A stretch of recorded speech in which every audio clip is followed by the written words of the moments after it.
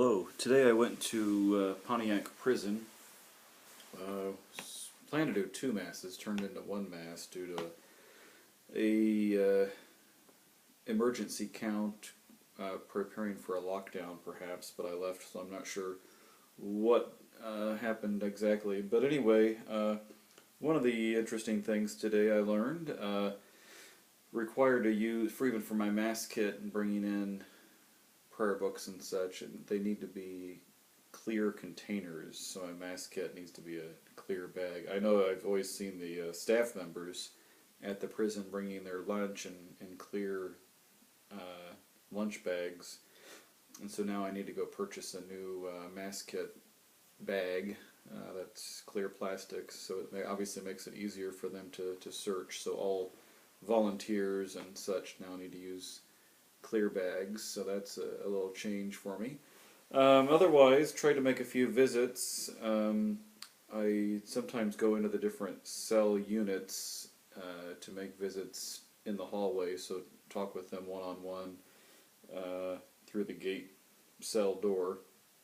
Depending on the units, how easily it is to talk through the cell. Some of them are pretty tight with plexiglass and such, so even discussion can be a little difficult, but either under the door or through the crack in the gate door there, hand them a piece of paper or a little prayer book sometimes.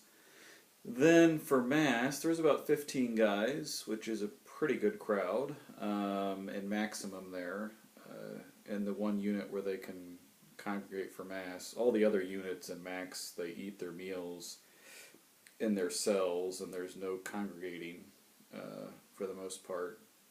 So pretty much segregation, they call it, of course.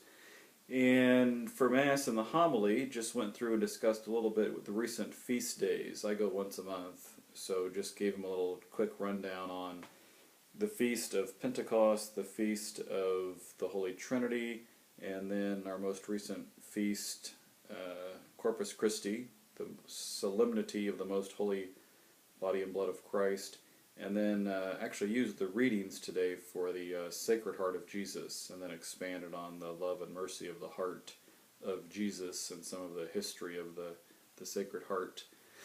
Again, Mass was cut short almost. During the Lamb of God, the guards came in and asked the guys